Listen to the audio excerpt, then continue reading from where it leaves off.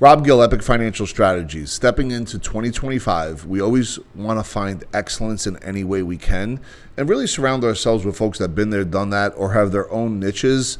Blue Ocean, we'll call it, where they're helping to make the world a better place, not only based on their own experience, strength, and hope, but as well as the impact that they're having with other folks. And today, I have with me Shilamida Friedman. She's also known as the Goddess of Gratitude, as well as 50 Shades of Shilamida. So excited to have you here today, Shilamida. So good to be here. And Shilamida is a friend. We do business together, and super excited to be able to share this time with you as we step into 2025. So just as we get started, who is Shilamida Friedman, and where did it all start for you? What a loaded question. Shilamida Friedman today sits here as a lifestyle and transformational mentor. I'm a best-selling author. I'm a motivational speaker. I run retreats for women. Shilamida's story is called From Food Stamps to First Class. From food stamps to first class. Yep. How powerful is that? It's been quite the journey to get to where I am now. And can we start from like the beginning a little bit? Yeah, sure. Where it actually led to food stamps and then made it to first class. Yeah, so I am an immigrant. My parents came here from the Ukraine, so I grew up, having, not having, I wasn't really sure. Lots of money stories along the way. Did you grow up in Ukraine at all? I was 6 months when we came over. Did you ever go back no, to check it out? I've never been back. Nope. It's on the bucket list of places to go. Yeah. Interesting. So my dad was diagnosed with leukemia when I was 17 years old. The phone call that delivered that message with the words that came after were very detrimental to my life. Talk about that. Transformational vocabulary? Is that what you're getting into? No. The way you heard it and felt it, or something different? Yes and no. The way that I heard it and felt it set me on the trajectory of my life of where I was at 17. As an immigrant child, I didn't grow up in a family that was like, go to therapy, do affirmations, I didn't have any of that. Yep. So I went down the road of drugs, alcohol, sex, shopping, any addiction you could put in front of me. That's how I coped and dealt. At that specific time. Mm-hmm. Yep. In my early 20s, my mother then got diagnosed with breast cancer. So now my father had leukemia with 2 years to live, and now my mother got breast cancer, and it just seemed like every single day was fight or flight. Now, Did your dad pass away? My dad passed away. He ended Rest up in living 9 years. Thank you. Okay. Yep. So he was quite the inspiration. He was really the epitome of, I love life. Like my dad just loved to live life. Yeah. And so now at this point, doing all the healing that I've done and growing up that I've done, I'm able to see it as a blessing as opposed to when I was really in it. And so my early 20s, as far as career goes, I didn't do so bad. I went into franchise sales. I actually became an entrepreneur when I was 21 years old. I owned my first business. I've since owned 7 businesses, 3 MLMs. So the entrepreneurial journey is quite the journey for me. So wait, can I ask you, let me just slow it down for a second, because I'm doing some work on myself right now where it talks about limiting beliefs as well as competing beliefs. Mm-hmm. So at 17, you got some news that was terrible. Mm-hmm. It sent you down the path that you just described, but then also you started doing businesses and opening up and becoming an entrepreneur as your dad survived more than 2 years. Yep. How were those competing beliefs internally? He was an inspiration on one hand, but you were already on your path. Yep.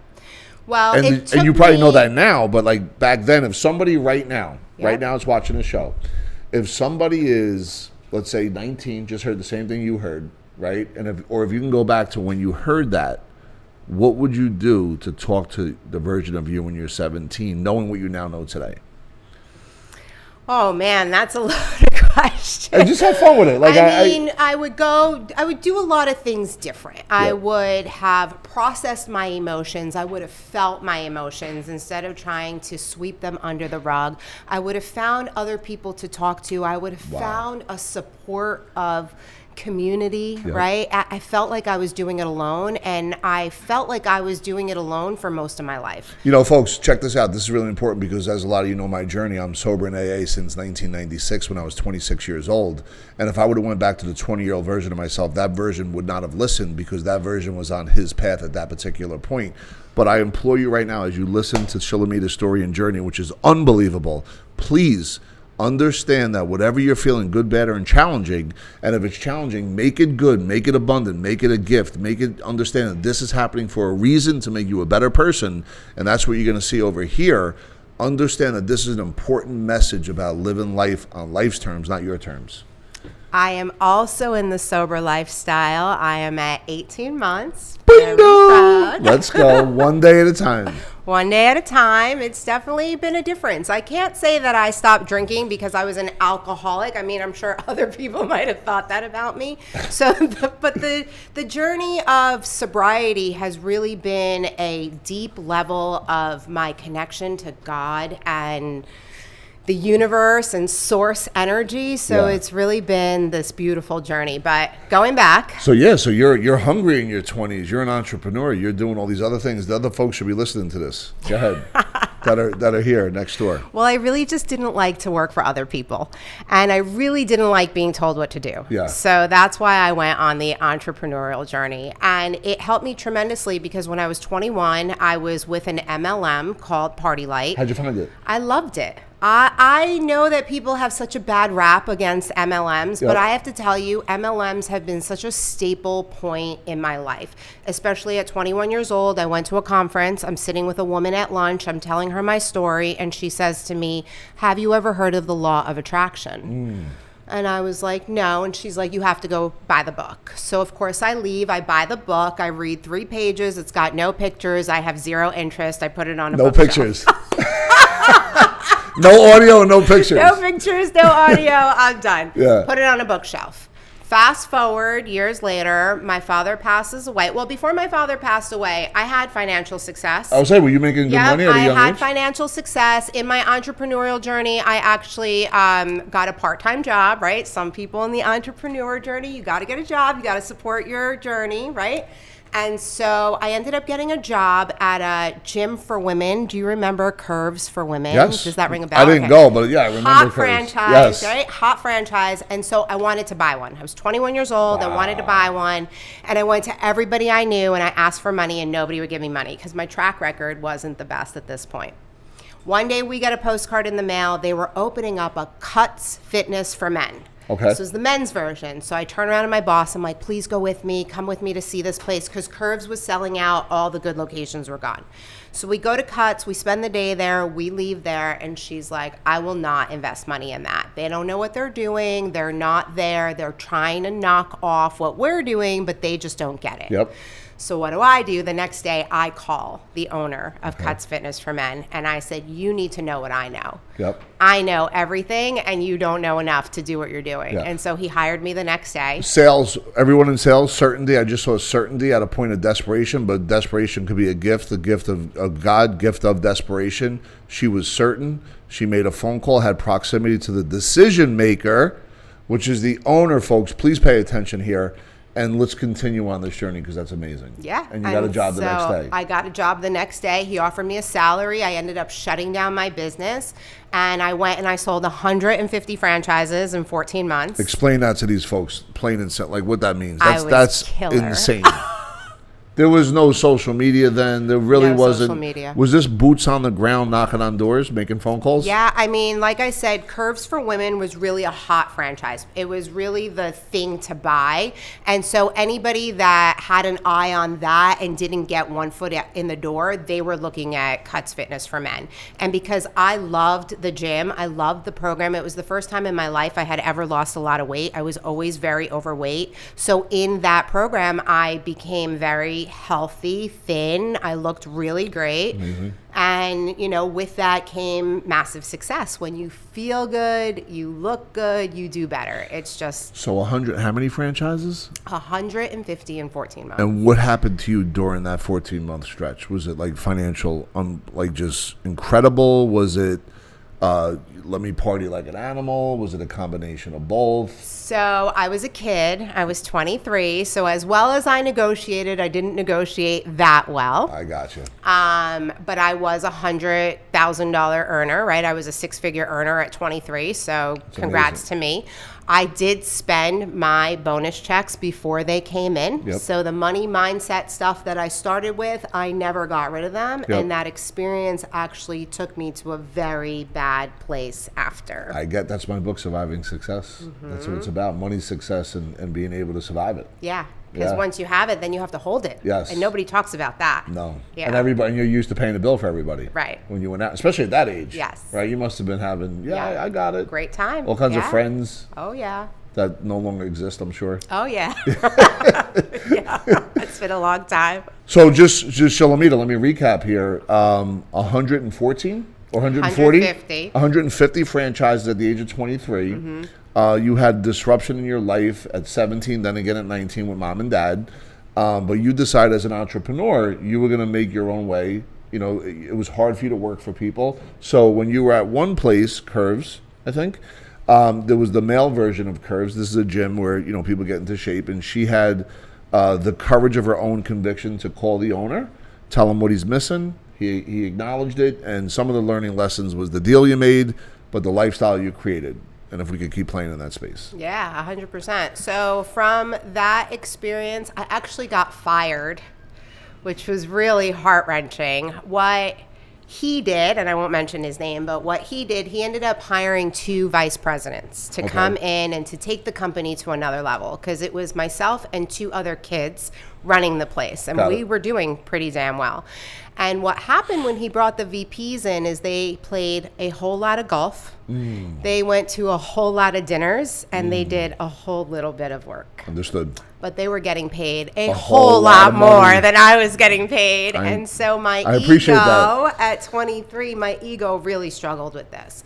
And my one teammate, his name is Brian. Brian, we always had this talk. There's no I in Shill, he would say. There's no I in team. There is an I in Shill. There is. But there's no I in team, he would say to me. And sometimes I like hear him in my head. But tell Brian I said there's I in win. There is an I in win. Yes. There's an I in win, Brian. And so I started complaining a lot, and so they fired me. Just because you complained. Got it. They set it up to look like I was stealing, which I wrote the manuals. I brought in all the I did all the things. So like the way that they conspired on my demise was really horrible. It was heartbreaking. It's a life lesson in business, folks, because in business, if you're not careful, you have to have agreements, you have to have operating agreements, you have to have language of the operating agreements, you have to be specific, and if not, what could happen is some other people can come in and do what Shilamida is talking about, and I've seen it. Oh, yeah. So they tried to bribe me to get my bonus check, to not sue them. It was a big deal. But when one door closes, another door opens. That was the message that I got from Kabbalah. Kabbalah was actually what set me on my spiritual path all those years ago when my father was really sick. And I remember getting fired from that job and going into New York City to the Kabbalah Center, and every single I was looking for sympathy. My victim was so hurt, and I just wanted somebody to give me a pat, and everybody was congratulating me. At Kabbalah? What's wrong with these people? Every single person that I was like trying to get sympathy out of, they were like, congratulations, like this is amazing, like something else is coming, you know? Yeah. And well, doesn't Kabbalah, I don't know Kabbalah, but from what I understand, doesn't it say when you have a challenge, I'll call what happened, there's a greater opportunity because of how great that challenge was? In other words, you got fired, lost your job, lost that income, but if you could survive that on the other side is something even bigger. Yeah, well, and they say be grateful for that opportunity. Yep. Or praise your garbage and be grateful that happened, because this is going to happen now. The basis of Kabbalah is the connection to light, the connection to source, to understand that we are all a piece of God, that every person walking is a child of God. Therefore, we possess the power to create miracles and magic just like God. Amazing. And so that is the basis of what I got. And in my spiritual learning, I was able to start letting go of the fear that my parents were going to die every day, because that's the fear that I lived in. Somewhere in the midst of that, I was able to get myself together, right? Because nobody died. So I was able to get myself together. I was able to get myself on track. And Kabbalah really helped my mindset, because I didn't have anything. I grew up as a Jew in a non-religious Jewish family. So they didn't like that, the other Jewish folks. Well, my grandparents were in the Holocaust. So my parents were breakaway Jews, I kind of call them. Like, they celebrated what we had to, but only to that degree. And when you go to temple, you can't understand anything. Everything's in Hebrew. So you didn't know it. There was no basis for me. Like, I had nothing to hold. I loved going to church when I was a kid. My friends were like, I'm going to church on Sunday. I can't play until after. I'd be like, can I come with you? Because I was always seeking. Yeah, like I was always seeking something. You knew that there was something else. You knew that there was something greater. Yeah. Yeah, Yeah. I appreciate that. So in the franchise world, I was a big deal. I mean, people were coming after me day after day, offering me while jobs. you're in the Kabbalah space now? It was before the Kabbalah space. It was when I was with Cuts. Okay. That people were seeking me out because we shared a franchise attorney. Okay. So once a month, not once a month, once a quarter, all the franchises would come in and we would like mastermind and, Okay. you know, who's selling 2 franchises, who's selling 5. And then I would come in, I sold 20. 40, you know. And so I got a lot of offers. What was your secret sauce, though, in selling compared to everybody else? I'm interested. Honestly, like I just really loved the product and I really believed in what I was doing So and I really believed that there was a benefit for it. So it wasn't a transaction? It wasn't It had deeper meaning. transactional. Yeah, Got it had deeper meaning. And so what happened after was so detrimental because of that deeper meaning. Okay. Because the money stories that happened after the fact, because once I left, the company crumbled. Yep. Within 2 years, they were gone. Yep. Because nobody was selling. Yep. You got rid of your salesperson. That's right. Silly. And so the whole franchise went under. And then I became responsible for 150 franchises. I felt like I let them down. I felt like it was my fault that they did not succeed. Okay. And one of the things that I really learned in the franchise world is most people buy a franchise. Most people, not all, most people buy a franchise because they can't do it on their own. Yeah. They're buying a system, they're buying the rule book, they're buying everything,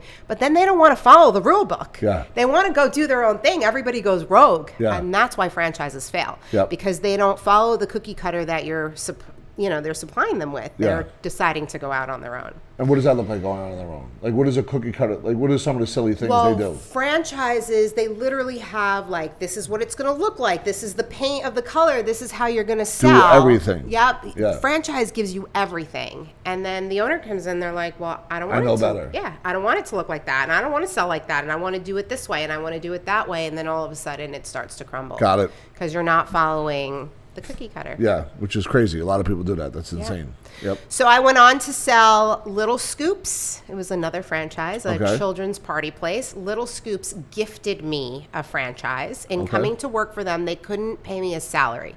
So it was a commission only, which was so scary for me because I had gotten fired. I was collecting unemployment. It was not a good scene. Yep. And Little Scoops gifted me a franchise. So while I was selling their franchise, wasn't as easy. Yep. I sold 6 within the first 3 months I was there, but it was hard. Yep. And then I decided I'm going to focus all my attention on me and bringing in my thing. And so I went and I opened up this brick and mortar Little Scoops. Okay. And I freaking hated it. Every day. Every day. Yeah. I hate it. First of all, I was not management material at the time. So here I'm 25, 26 years old. I'm managing a staff of 12. I cannot tell you to sweep the floor because I'm only paying you $10 an hour and I feel bad. Yeah. So I'm the one sweeping the floor at the end of the night. So you didn't have to delegate. It was a shit show. Yeah. It was a total shit Did you have kids at this point or no? No. Okay, all right, we'll get there. But, but that year I ended up getting pregnant. Okay. My father passed away. I ended up getting pregnant. The whole owning a business at that time was the best thing that could have ever happened because I got to be there for the end of my father's life. Okay. I had the freedom to do that because I was a business owner, because I did make my own schedule. And that journey was that. My dad passed away. I broke up with my ex. Yep. 2 months later, 3 months later, I found out I was 8 weeks pregnant. With your ex? With my ex's baby that I broke up with 4 weeks prior. Okay. What was that experience like? In that moment, did you have to call him and say? Well, we were actually still hanging out, which is probably why that happened, because I tried to move home with my mom. That lasted 3 days. Yep. She was grieving. She was on another level. I didn't know how to handle her. I didn't know how to handle myself. I was grieving, and so I went back to what I was familiar with. Yep. And I found out I was pregnant on his birthday. On his birthday, I was not feeling well. And I'm like, I'm just going to stay home. Everybody was going out. I went to go buy him a card at CVS. And I walked by the pregnancy test. And I'm like, I'm just going to pick one of those up. Yeah. Because I was not feeling well. I had been to urgent care. I had been to the hospital. Yep. At the hospital, they tried to put me on birth control, telling me that it was like a ruptured cyst. And I was pregnant the whole time. Wow. Unbelievable. So you were on birth control and got pregnant. That's crazy. That rarely happens, right? Yeah. So now all of a sudden, dad passes away, rest in peace. The business is what it is, and now you're pregnant with someone that you don't want to be with, right? Disaster. And what was that? Sold the business, started at zero, moved in with the ex. Bad idea. We stayed together for 18 months. I accumulated all of his debt, which was really stupid. Don't do that. Do not take on anybody's debt. But I thought, I'm more responsible. My credit cards are zero balance. Like, look at everything I've created. I can fix this. Yeah. But you cannot fix anybody else but yourself. Yep. Yeah. Yep. And so I ended up having my son. We stayed together for 18 months. At around the 9-10 month marker, I met a new friend. She was from Australia. She came to my house. And we were sitting there having a conversation, and she looked me dead in the eye, and she was like, "You're really negative, and you complain a lot." And I was like, oh. And you thought you were positive and didn't complain. Yeah. I mean, I don't know that I thought I was positive, but nobody ever told me I was negative. So, it was a real blow to the ego. But prior to her coming, I had dropped down to my knees and I had asked, God, universe, please, like, this can't be what my life is like. I did not come to this earth plane body to live this life. Please show me something different. Now, were you still in Kabbalah at this point? Are you still working it? Are you still doing self-help? Are you in masterminds? Kabbalah, Nope, no masterminds. That came later. Okay. Kabbalah was my basis, and then Hay House. So Wayne Dyer, Louise Hay. Love Wayne Dyer. And that kind of all started happening after this conversation. This conversation was the catalyst for me. So in that conversation, she said to me, haven't you ever heard of the law of attraction? Ding, ding, ding. We've had this conversation before. We had this conversation 7 years ago. So I go to my bedroom. Yep. I take out the book, blow off the dust, because it's been sitting there for 7 years. I bring it to her, and I'm like, look, I have the book. Then she says to me, haven't you heard of The Secret? So this was in 2007, 2008, remember? Yeah. So this is when The Secret was hot. And so I had every excuse in the book. Yeah. Well, I've heard of The Secret, but I don't like to read. She said, well, it's on CD. DVD, we had DVDs. The light bulb goes off. I walk into my dining room. I come back, and I have a CD set of The Secret. I cannot even tell you how it was there, but I had it. And so I say to her, I don't like to listen to things. So she said to me, half empty mindset. Yep. Buy the DVD. Buy the DVD. Whatever you have to do, buy it, and you need this. I remember I watched it on DVD. Yep. I did. So she left that day. I ordered it. I opened up the book with note pictures. I started reading it. I read it in 3 days. So you got into it. Yeah. And that was it. Yeah. It started me on the mindset. And then I found Louise Hay, Wayne Dyer, Deepak Chopra, Doreen Virtue. Now, were you still with the ex in the house? I was still with the ex in the house. So you must have been changing every day. He must have been looking at you like he didn't know what was happening. Well, I was also 250 pounds. Really? Oh, yeah. This was after the baby? After the baby. I gained 100 pounds with him. Yeah, wow. I was so depressed. My ex would leave to go to work. I would bake a tray of brownies. I would eat them, half the tray before he came home, and before he would wake up in the morning, the other half was gone. Wow. That was my daily ritual, because I didn't know what to do with myself. I was a producer, and I had sold the business, so I had like nothing to do. I picked up another MLM, but that takes time. Yep. Then I had somebody else approach me about starting an event planning business, so I did that, started another business. So like I'm doing all these things, but I'm stressed to the max.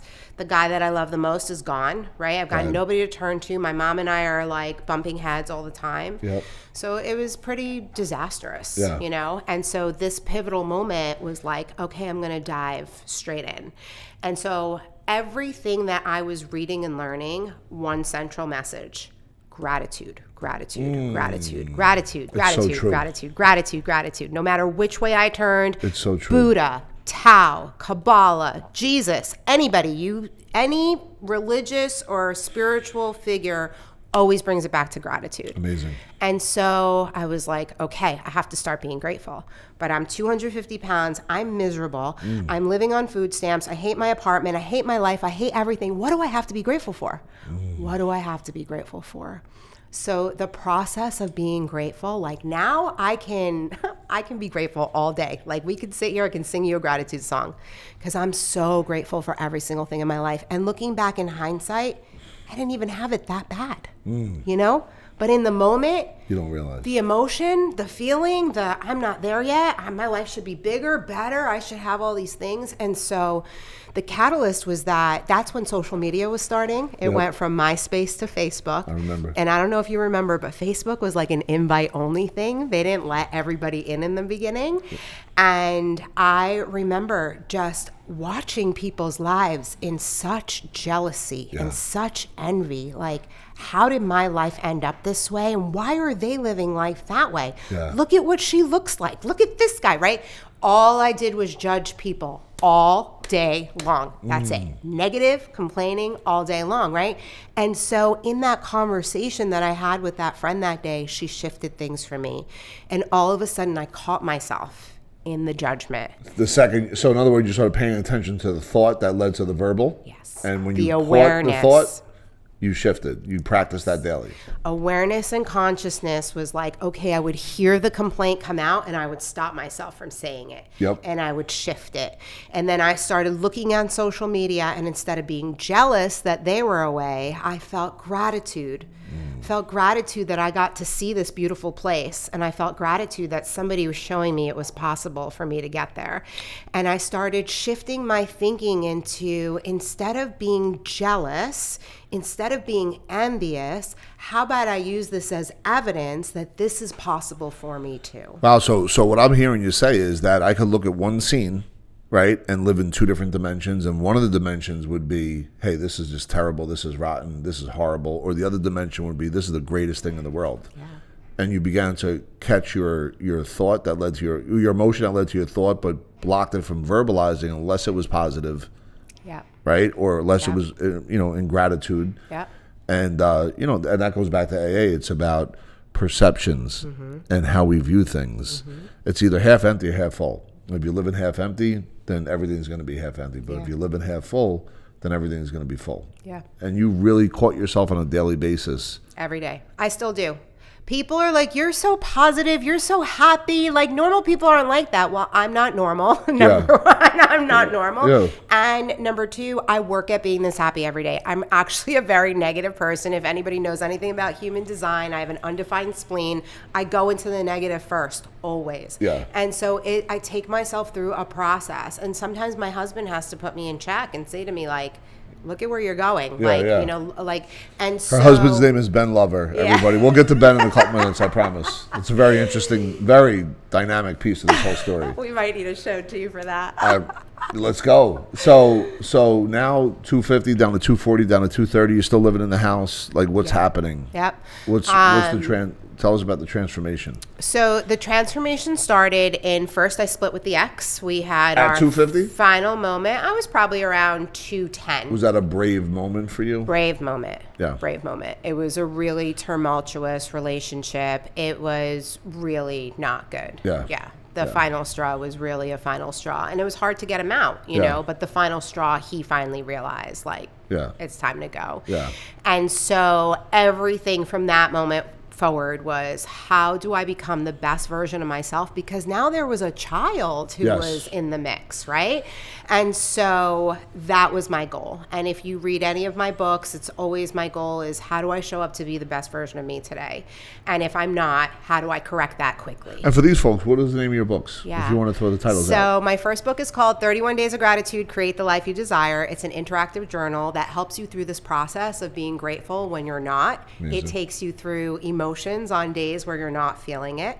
My second book is called From Food Stamps to First Class. Love it. Actually tells the story of my journey, and every chapter has affirmations on the end. It's also a personal self-help book. My third book is called I Am Grateful for My Life. It's a kid's version of the first book. Wow. And then I have another book dropping this January called 62 Days of Transformation and Gratitude. It is the guide to your desires. And this is for men and women, not just... This is for men and women. Yeah. Yep. Yeah. I mean, my retreats and stuff that I do are mainly women. My online programs are for men and women, but the books are for both. Yeah. Because the story resonates for a lot of people. Like, it doesn't matter if you're a male or a female. Yep. Yeah. Yep. And I ride very much in masculine energy, so. Understood. Yeah. Not confused about that. More to come. So now you've made the decision. You know, Latin root is to cut off. When you make a decision, you cut off, right? You burnt the boat to take over the island. Yep. And Had another moment. with God, where I asked God, put me on my path, make me successful, like whatever I need to do. And folks, you can pray for that. Like success and abundance and wealth isn't a sin. It's what you do with it. Yeah. It's either a sin or not. It's a choice, Yeah. you know. And listen, I know that people think it's a sin. I've been down that path, but God gave us this earth with all of the luxury, with all of the money, with all of the things for us to tap into. Like, Yes. he didn't put us here to tease us and be like, just kidding, you can't have this. It's a dangled carrot, you know? So I feel like everything that we see, and I am God's daughter. Yep. So, you know, like just like a father-daughter relationship, a dad wants to see his daughter have everything, right? Yes. Like a father wants to see his son have everything. Yes. God wants to see you have everything. Yes. Yeah. Yes. And so I'm on this journey now. I get back on my knees. I create my first vision board, and my first vision board is half travel. Like I just wanted to travel the world. I made this little section of being an author. At the time, I didn't like to read. Yep. I didn't like to write. Yep. I don't know why I wanted to be an author. So Yeah. it was like very interesting that I did that. Motivational speaking. I really wanted to be a motivational speaker, and I wanted to help people. Yes. But then I'm like looking in the mirror, and I'm like, who's going to listen to you? Yeah. Right? Yeah. Like you're Imposter fat, syndrome. you're broke, like Yeah. you're this, you're that, right? So then I said to God, please, like, show me the way. What do I need to go do? Yeah. So my mother gets her third bout of breast cancer. I'm in a plastic surgeon office with her. Prior to us going to there, like days prior, I went to a psychic, and I hadn't been to a psychic in years. Somebody had my ex actually bought me a gift certificate. And, you know, the psychic tells you to ask a question in your mind. And so I asked the question, did I make the right decision by leaving him? Yep. So she flips the first card and she says, you made the right decision. She flips the second card and she says, he wasn't the right guy for you. Like literally I said nothing to her. Yeah, yeah. And I'm like jaw dropped. And Yeah. then she says to me, someone is trying to come through. Has someone crossed over recently? And I was like, maybe. And she's like, well, it's a father figure. And then she started describing my dad. And then I got full body chills. It was like a whoa experience. And she started saying things to me in that conversation. You're a healer. You have a gift. Your son has a gift. He's going to turn to you to develop that gift. And so I left there like, what do you mean? Like I was planning parties for a living. What do you mean I have a gift? Yep. And so I left there with a chakra CD, like a chakra meditation, a card deck, and something else. And the next day or 2 days later, I'm in the plastic surgeon office and I'm listening to this chakra CD and I'm watching my mother have this, you know, breakdown about what's about to happen to her body again. And I realized in that moment, I'm not doing what I need to be doing. I want to go to school for massage. It was something that my ex hated. He did not want me touching other people. And, you know, as a Naturally. big F you, I was like, well, let me go do that. Yeah. And so 3 weeks into massage school, I'm like, okay, I can't do this for the rest of my life. It was Understood. like a little too much. Yep. But I heard the word acupuncture for the very first time, Yep. which I had never heard of that before. And so on Facebook, I end up connecting with old friends from high school. We end up getting together, and one of the wives is there, and she's like socially awkward. I cannot connect with her, nothing. Next thing I know, she friends me on Facebook, and I'm like, oh, I don't even want to be friends with her. You know, Yeah. like I had no connection with her. And then she kept asking me questions. When are you graduating? Where are you practicing? Are you going to have your own office? I'm like, why does this girl keep asking me questions? Wouldn't you know it? They invite me to a birthday party. I have nothing to do with my son. So I'm like, I'm just going to go. I show up to the birthday party and they were serving pasta with ragu for like all these kids. It was like a disaster of a party. So I swoop in with my event planning detail, you know, like I switch the party. And at the end, she's offering me a job. And I'm like, wow, like here's this person that I shut off. Yep. I gave her no chance. Yep. Turns out that I am actually socially awkward. I didn't actually realize this until very much into my adulthood. Wow. So here's somebody who is mirroring what I am actually like. People think I'm very extroverted, but I'm very introverted. Yeah. I'm extroverted when I know you. Yes. When I'm in a room full of people, I'm the shining star. But put me in a room full of people I don't know, I'm in a corner. Yes. Observing the room. Understood. Very different Understood. energy. Yeah. Yes. Yes. So I was having surgery Couple of days later, she offered to come do a healing session with me. She did acupuncture for me that next day. Wow. And then laid in my bed with me and became my soul sister. Amazing. The things that we talked about, I had always thought I was crazy. Like, I really thought something was wrong with me. In college, when everybody was talking about, like, religion and stuff, I was like, well, maybe the Bible was written by a bunch of guys on acid. Yeah. Like, you really don't know. I mean, you don't know, right? Was there mushrooms back then? Is Eddie here? He can tell us. Go ahead. And so, is the Bible written by people that are on mushrooms? Is the Bible real, And so here's this girl who's talking to me on a language that nobody ever understood, And I'm like, okay. And she's like, if you want to shift in your life, you have to go to acupuncture school. And so a couple days later, I called the acupuncture school. I went there, set up an appointment with the dean. The dean was like, do you have any questions? And I was like, no. And he's like, not one. And I was like, no, because the massage school I went to was kind of a BS school. So I was like, if it's anything like that, I'll be okay. And I really had no idea what I was getting myself into. Understood. Next stop was the bursar office, where acupuncture school was like $60,000. Yeah. As a wake-up call. Yeah. Then I called my friend and I'm like, you didn't tell me I was going to get a $60,000 bill? I'm like, this is a really expensive spiritual journey you're sending me on. Like, I can't pay for this. I can barely eat. Like, at this point, I'm on food stamps. Yeah. And so she was like, figure it out. Wow. You'll make your money back in the first year. Figure it out, she said to me. Wow. And so I did. How'd you figure it out? Figured it out. I called my ex. Because I needed somebody to watch my kid. Yep. I couldn't call my family because at this point I had a really bad track record. Yep. Nobody was going to give me the okay to go spend $60,000 on acupuncture school. Nobody. Yep.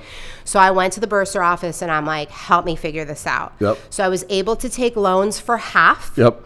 And then negotiating, Yeah, sales, sure. talking like we talked about in the beginning. Yeah. Somehow they held the bill for the rest. Amazing. And I manifested the money. They cheered for you. And let me tell you the craziest manifesting story that relates to this. One day I'm walking with my husband, and he wasn't my husband at the time. We had just met. But let's hold on to that because it's a really good story. Yeah.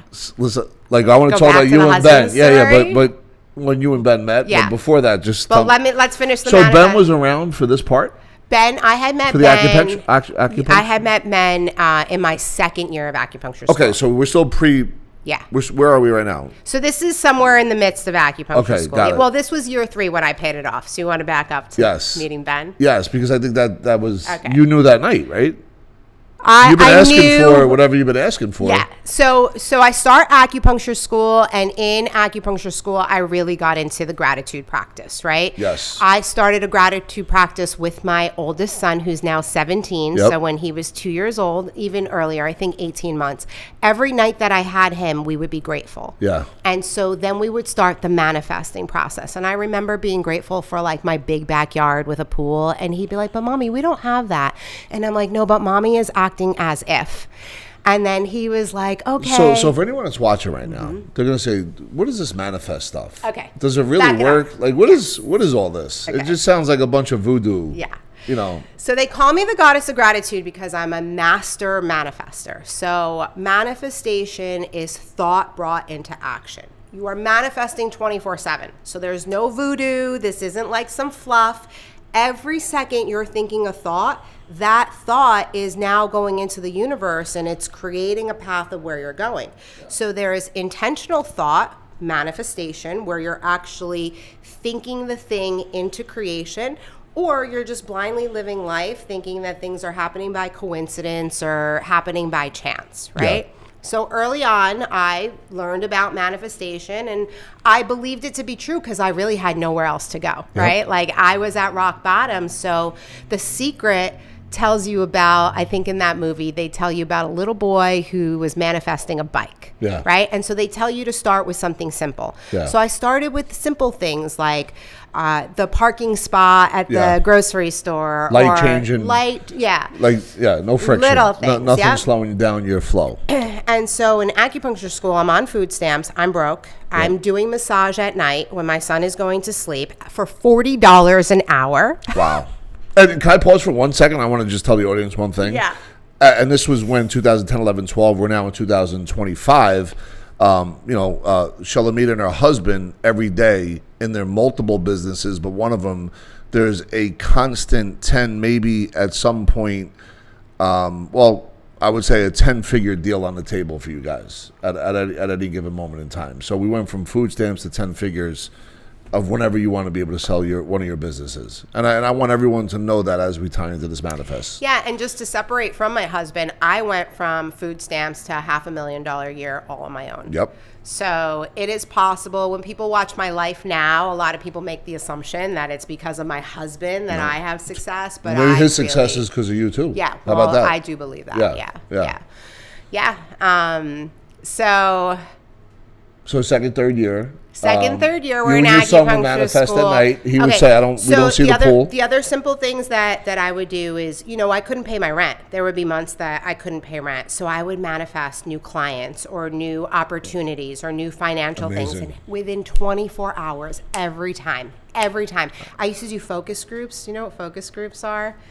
I don't, I've heard what they are, but tell me in a second. I can tell you whenever I'm priming, Tony Robbins is priming, and I prime and I visualize new clients. It happens every time. Yes. It's the most amazing same thing. thing. But please tell me about the focus group.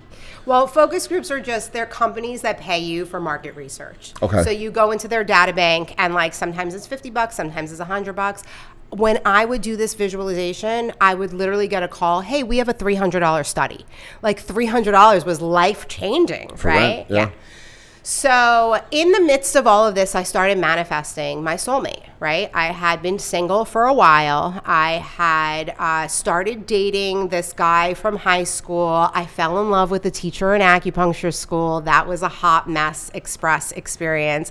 But part of that experience led me into deep healing. And so I myself started going for acupuncture, and I really started healing a lot of the grief from my father. I had never really fully grieved my father. Yeah. I had he died. I found out I was pregnant, and then boom, it was life turned upside down. Quickly. I had never processed. Yep. And so in the process, I was able to heal. I ended up going to a Mind, Body, Spirit Expo where I ended up doing a group past life regression session. Okay. I had never done this before. I'd always wanted to do it. In the regression, I went back to a life where I was the guy. I was blonde. I was probably 17, 18 years old. It was like Little House on the Prairie. It was my wedding day. My great-grandmother was in the house looking out the window. That's what she did when I was little. She would sit by the window, look outside the window. And as my wife was walking towards me, someone shot her and she died. Damn. And so that didn't happen on Little House on the Prairie. I'm sitting in this room of people, and I am now sobbing because I'm not expecting this at all, right? I've never done anything like this before. And so this man is talking us through, you have to forgive. You have to forgive what happened. You have to forgive this moment, right? And I went through this whole forgiveness process, and I meet my husband literally days later. In Atlantic City. Yes, I'll tell you that story in a minute. But, Ben and I always joke around, that he was a woman in a past life. Yeah. And so this is why, I truly believe that he was the woman in that vision. Yeah. And then it gets deeper. I do another regression, it gets deeper. Okay. Yeah. So now I'm in acupuncture school, single mom, living on food stamps. I'm laying on my couch one day. It's a Thursday, and I'm sick as a dog. My girlfriend calls me. So I used to hang out with these women. They called us the MILF Squad. I wasn't really a part of that MILF Squad. I mean, I guess I was. I didn't really feel like I was, but it was all these beautiful women. Most of them were married, and we would go out together, and they would just get these guys to buy us drinks and buy us food. And I was in all my glory because I was broke. Yeah. And so this was a great crew to tag along with, you know? Yeah. And so my one girlfriend calls me and she's like, hey, what are you doing? And I'm like, I'm sick. And she's like, are you going to be sick on Tuesday? And I'm like, I hope not. It's Thursday, you know? And she's like, well, do you want to go to Atlantic City? And I'm like, I can't. And she's like, why? I'm like, I don't have the money to go. Oh, we say yes. Yeah. And she was like, the power of yes. Well, you don't need any money. What do you mean I don't need any money? How do you go to Atlantic City with no money? She's like, well, I know these guys, and they're willing to buy us dinner and get us a room and blah, blah, blah. And I'm like... Sounds fishy. Liz, that's the stuff you see on TV. Yes. That's not real life, not my real life. Yeah. The evidence of my life, men did not pay for anything for me. I was usually the one paying for men. Yep. Yeah, that I was very much feminism. I go back... So she was like, no, I know these guys. They own the business up the street from me, blah, blah, blah. It's legit. And I was like, well, I don't have Mikey Tuesday, Wednesday night. My son, my ex used to take him on Tuesdays and Wednesdays. I said, as long as I'm back at school Wednesday evening, because I had class, I'm like, I'll go. Yeah. So she calls me back and she was like, well, you know, I'm not drinking anymore and these guys want to take a limo. I don't want to feel pressured into drinking. So would you be okay if it's just me and you and we drive separate? I'm like, what? I don't care. You know, like I'm going with you. So in the car, I'm like, give me the lowdown. Like, what's the deal with these guys? Like, are they all dirty married men? And she was like, yeah. And I was like, okay, perfect. So I like went into the night. Well, dirty married men. Dirty married men. I went into the night with no expectation, right? Because like if it was going to be like single men, right? Well, then I would have gone in looking. But it was, these are all dirty old married men. We're going to stay away. We're just old married men. Old married men, Ben. Yes. Go ahead. Well, I was 31 at the time, so I felt very much like a kid. Yeah. So we show up to Atlantic City, and Benjamin and this other guy came to the car, and I walked out, and he had a really bad haircut. She's a hairdresser, so he had a really bad haircut. He was wearing this maroon plaid shirt. Like, there was nothing about him that was like, oh, I'm attracted to this guy, you know? Yep. But he had a smile from ear to ear that just lights up a whole room, you know, how my husband smiles. And so he invited us in, and we go up to their suite, and it was something I had never seen before. They had all this fruit, because my husband owns a produce company, and bottles of wine. And I'm like, oh my God, these old dudes eat fruit and they drink wine. Like, I'd never seen that before, you know? And so I'm like totally blown away by this whole thing. And then all of a sudden I smell pot. And I'm like, do these old dudes smoke pot too? And so now Ben is not in sight. Ben, it was like a suite, so he was around the corner, and so his assistant was like, oh yeah, that's Ben that you smell. Yeah. So I walk around the corner, I sit down next to him, he's on the phone like he always is. Now I learned my lesson in that moment. And I'm like, are you going to smoke that? And he was like, yeah. I'm like, can I smoke that with you? So it had been a year since I had smoked weed. Yeah. Here, my girlfriend brings me down because like she wanted to stay sober. And I'm like, hey, can I smoke pot with you? Yeah. So we end up in the bathroom like college with a towel under the door, me and him and the guy that orchestrated this whole kind of experience. And in the bathroom, I said to him, you're responsible for me for the rest of the night. Like, I don't know what's going to happen to me. I haven't smoked in a year. And he's like, I got you until dinner. Yeah. Great. So we leave that room. We go to another suite where all of his employees were. Now, this was like a rah-rah event that he was doing. Okay. So Liz got invited by chance. It was like a joke that she invited herself to this event. Gotcha. So we walk into this room, and again, these are men that have like Burberry iPad covers and Louis Vuitton satchels, and like I had never seen this before. So I am like ripping on these guys, and Ben is falling in love with me because he doesn't like these guys. These are men that work for him that he doesn't like, and I'm tearing them apart, and he's having a field day watching me. So we go up to get ready for dinner, and in that moment I was like, oh no, maybe they invited Liz because Ben had some kind of interest in her, you know? And so I kind of backed off at dinner. And I went and I sat, and I didn't even have interest in him. I was just very attracted to his personality at this point. Yeah, I was having a good time. But something clicked, and I'm like, oh, like maybe he's actually interested in her. And so we get to dinner. I sit across the table from him. It was this big round table, and me and his assistant, who just passed away, rest in peace, we were the masters of ceremony. Yeah. Like, we owned that dinner. My feet were on the table. We were at the steakhouse at the Borgata. I forget which steakhouse it was. But, I mean, I owned that table. And at the end, Ben and I were glued together. Like, as soon as we got up from the table, we were glued together to the point where, like, his controller was like, I was asking about his kids. He's like, no personal information. Like, it was like a very strange encounter. Yeah. Everybody ends up going, gambling. My girlfriend says I'm going up to the room. I end up with Ben. We walk over to the roulette table. I go to take out money that I don't have. He was like, you're not taking money out. And I was like, oh my God, this isn't a dream. Like, this is real life. Yeah. So we spent a couple hours gambling. He's like, do you want to go up to my room? We're sitting there talking. We start talking about his family, his life, his business, the whole thing. And then I drop my wine glass. It was something out of a movie. We go to pick it up. We kiss. Got it. And that was it. And that was it. And that was what year? That was 2011. Okay. April 26, 2011. And that started the next wave of your journey. That that took me to a whole nother dimension. Okay. Yeah, that was a whole nother dimension. So that was a Tuesday night. On Thursday, I was at a nail salon because I'm leaving for Miami on Friday. That was part of the reason why I couldn't go to Atlantic City on Tuesday. I didn't have the money to do both. Yep. And I was getting a mani-pedi, and there were tornadoes. I don't know if you remember, that summer we had like a ton of tornadoes. So I'm texting him, and I'm like, listen, I know you have a lot of trucks on the road. Like, just be careful. So he calls me. He's like, not only are you hot, you're a weather girl too. And he was like, listen, I really want to pick you up when you come home from Miami. So would it be okay if I picked you up from the airport on Wednesday? And I'm like, well, I don't want to wait until Wednesday to see you. Yeah. I'm like, why don't you come to Miami?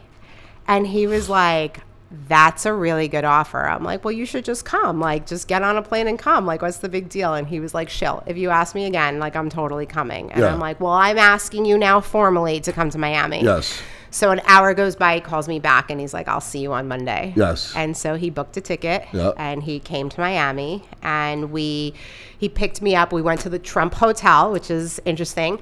And the first thing he did when he checked into the room was say thank you. And in that moment, I knew. Yeah. When he said thank you, it anchored in every single thing I had done. Gratitude. We went out on the balcony, and he was like, we have a lot of things to talk about. Obviously, he was a dirty old married man.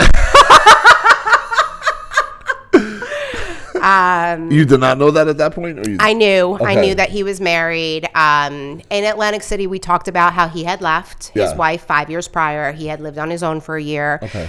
He hated being away from his kids. He didn't love that. He's such a great dad. And so he went back. Yeah. And his goal was to divorce her when his youngest son graduated from high school. Got it. And so I remember driving to his youngest son's high school graduation. Yeah. And at this point, we had already been together, I think, 7 years. And I'm wow. like, imagine you were going to wait this long. And so I am not a proponent of dating married men. I am not going to say, go out and do this. It is the hardest thing I have ever lived through in my life. Number one, I was on this spiritual journey. But why did you stay in it? Why did you do it?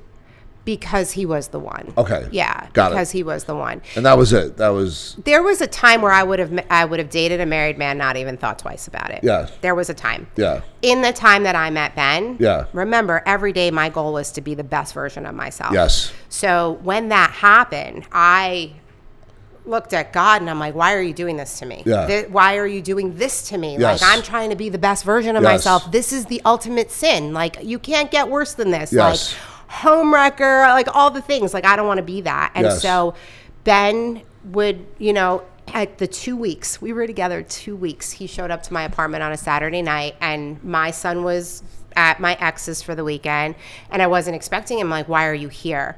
I'm like, you should be home with your wife. And he was like, no. He's like, I needed to come here. He's like, I'm in love with you. Yeah. He's like, and I want to leave her. And Yeah. I'm like, you can't do that. I'm Yeah. like, you've only known me 2 weeks. Like, you can't give up a 20-year marriage for me.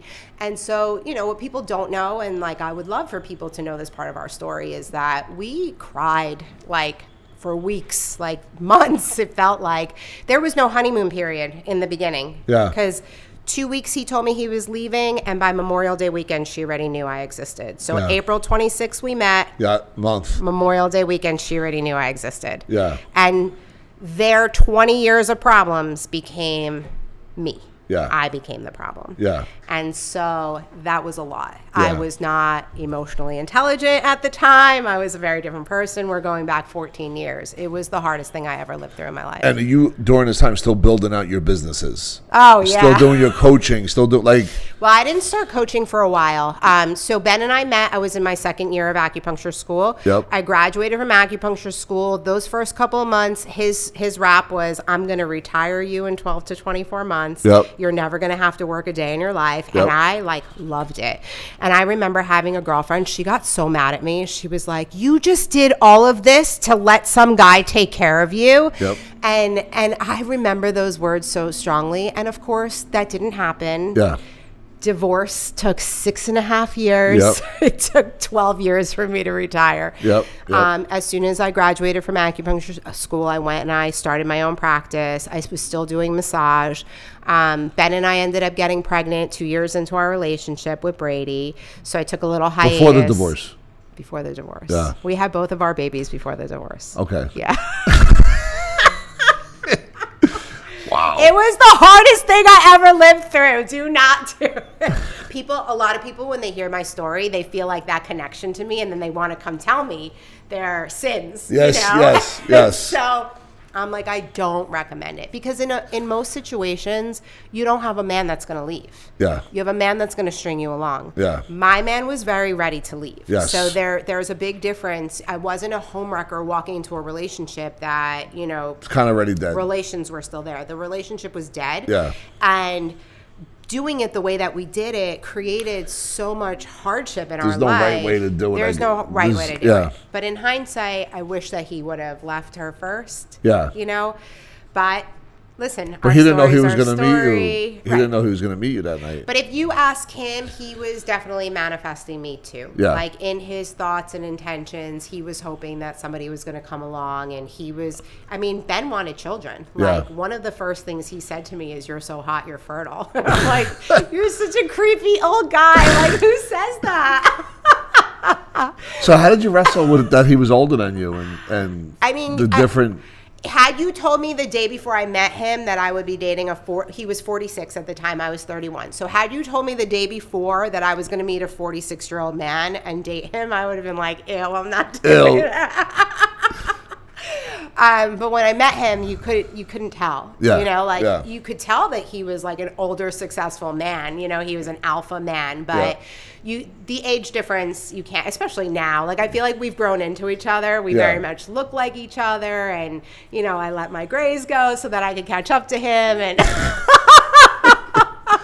so we've definitely morphed into each other. But, as soon as we met and the relationship started, the age didn't matter. And were you writing your books during this time? Those 4 books? No. Was that part of it? Were they done later on? Like, the books didn't come later. The mentorship didn't come later. Okay. So I started my acupuncture practice in Fair Lawn. I worked in an office. I got a little screwed over there. But I started building my practice. Ben and I moved in together. At the 2-year mark, I had a home office. Yep. So I started practicing there. Then we bought our first house together. We had a second baby. Yep. I thought my life was over. I went through like a full-on period where what did I do? Okay. I had this whole trajectory of who I was going to be. Like when I met my husband, I told him I'm going to be rich and famous. Yeah. I'm going to be a motivational speaker. I'm going to be speaking on stages. And he's like, no, you're going to be pregnant. You're going to be barefoot and pregnant, and we're going to make babies. And I'm like, as long as you're going to take care of them backstage, because I want you to know that there's going to be a day that I'm going to be on stage. Yes. And so I made it very clear to him. Yeah. He's still struggling with it because now I'm on stage. You're on stage. Yeah. And now he's struggling with it. But he got what he wanted. Yep. And so Yep. After I had Bennett, I had postpartum so bad. Really? And I thought my life was over. And the author part, I had already started on that trajectory. I had bought a ticket.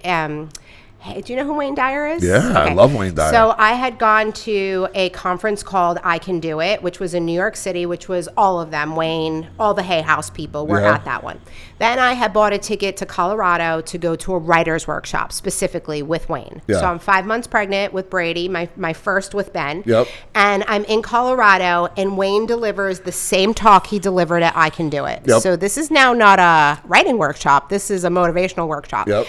And all the people there were Wayne groupies. I had never seen anything like that before. They love him. They loved him. like All Tony they wanted to groupie. do was tell him their problems. Yeah. So anytime somebody got a mic, it had nothing to do with being an author. Yeah. So here's another situation where I took charge. I left that conference, and I was super disappointed. I'm 5 months pregnant. I flew across the country to go to do this. And I emailed Reed Tracy, the owner of Hay House. Okay. Not the owner. He was the CEO of Hay House. And I emailed him. And I said, I just want to let you know that I was really disappointed. And I saw the look on your face. I think you kind of felt the same way. Yep. I did not learn anything about writing a book. Yep. Blah, blah, blah. He wrote me back. And he said, I'm going to give you a ticket to go to another conference. Wayne's or some other one? Anyone I wanted. Right. I'm going to give you a ticket to go to another writer work. I'm like, I'm about to give birth. There was another one coming up in November. Yep. But I literally was about to give birth. I'm like, I can't go to that one. So he's like, anytime you let me know. Yeah. So then I have Brady, then I have Bennett. And Yeah. I'm looking at this ticket and I'm like, I'm never going to go. Yeah. I'm never going to go. My life is never coming back. Yep. But then one day I woke up and I was like, that's it. made a I'm taking decision. charge. I went to Boston, told Yep. my husband I'm leaving. I'm going to he wasn't my husband at the time. We didn't get married for 11 years. Yep, We yep. could talk about that. But I went to Boston. I went to this writer workshop and I got scared shitless. They sat there and they told me I needed 20,000 followers to make $1 million. And I was like, 20,000 followers? Like, how am I going to get that? But that was their number. That was Hay House's number. If you Yeah. get 20,000 followers, you'll make $1 million. And I left that weekend and I was like, I'll never be an How many author. followers did you have at that point? 20? Yeah. We were just getting I got started. it, yep. Couple hundred. Nobody was liking my post. Yep. Like, yeah. Terrible feeling. It was Yes. a terrible feeling. Yes. I went home super disappointed. I'm like, this is never going to happen. I upgraded my office. I moved out of the house. I was like, you know what? I'm just going to Distraction. put all my cookies into my acupuncture practice. I'm going to go full force. So I rented an office and I started going, and I decided to plan my first in-person like speaking event for April 18th, 2017. Wow. And somebody sent me a flyer called Mega Speaker. It was my aunt, and she said, I think this is for you. And so it was a free event happening in New York City for motivational speakers on the same day I was planning my event. Okay. So I turned around to my husband. My event was a $10 donation that I was going to donate. So I turned around to my husband and I'm like, I really want to go to this event. It's calling me. Like, I think I need to go. My husband's like, nothing is free and you already have an event plan. You can't do it. Okay. And I sat with myself and I'm like, no, I need to do it. Yeah. I'm going to postpone my event for a week. Yep. It's going to be fine. Yep. People are donating. They'll Yep. donate another. It's going to be fine. And I went to this event and it was my first mentor that I ended up hiring. Amazing. That first day, I was sold the whole morning. I heard $500. I'm like, oh shit, I'm going to spend $500 today. We come back from lunch and I start hearing $5,000, $10,000, $15,000. And I'm like, oh no, I did it again. I've never spent this kind of money ever. I've never spent this kind of money.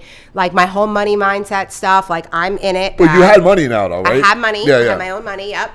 And so I called my husband on a break and I'm like, I'm about to do something and you can't talk me out of it. And he was like, okay. I'm like, I'm going to tell you, but you cannot, there's nothing negative. You cannot go look up this person. Yep. You cannot do anything. You cannot say no. He's like, Shilamida, how much money are you going to spend today? I'm like, $15,000. And he was like, no. And I'm like, you can't tell me no. It's my money. Yeah. It's my money. Yeah. It's my money. Yes. You cannot tell me no. And so he was like, okay. And so I hired my first coach that day. And that was the shift of my whole life. I wrote my first book within 6 months of that day. Amazing. Not only wrote it, I published it, and I planned a charity book launch. I raised $10,000 for Bethany Frankel's Be Strong. Wow. I ended up interviewing her on stage, took the Amazing. road of like fame for a minute. And that book has been such a gift to the world. Wow. Yeah. Wow. And Wow. so now the 62 days, that was the 31 days. Did that of elevate your transformation. business? It elevated my business. It put me on the map. Yeah. It put me into the coaching arena. Because in that day, I learned, well, this is what he taught. Not necessarily that I learned because I've been trying to retrain myself. But he said to us, why would somebody hire you when they don't know you, when they can go hire Tony Robbins for 50 G's? Or, Yep. you know, at the time, we're going back. He's probably more now. Yeah. But his whole purpose that day was you have to create your own stage. Yeah. Right? You have to build your own stage. Yep. So how do you build your own stage? You become an author. You do this. You have these tools that help you create your own stage, and that's how you take yourself to that level. Yep. And so when I left there, I was like, okay, I wanted to be an author. He just taught me how to be a best-selling author. Yep. And so I went home and I started writing a book called The Magic of Gratitude. That was the first book. Love It's that. still on the computer. And then as I started writing it, I was like, no, that's not going to work. Because remember, if we go back to the secret story, when I was first told to be grateful, I didn't know what to be grateful for. Yep. My life was in such shambles that, so what I was doing, I was creating a book for somebody else like me, that how were they going to live this if they didn't understand it? Yep. So I went back and I said, no, I'm going to create a journal, and a journal that's interactive. So if you're having a really bad day, you just open up a page and there's something for you to read to shift your Yep. mood. Yep. And so I decided to do that route. It's become a great tool in my business. I've created a lot of courses and stuff off of it. And now this next book coming out is the companion. It's 62 days of transformation and gratitude, right? Because gratitude is one piece.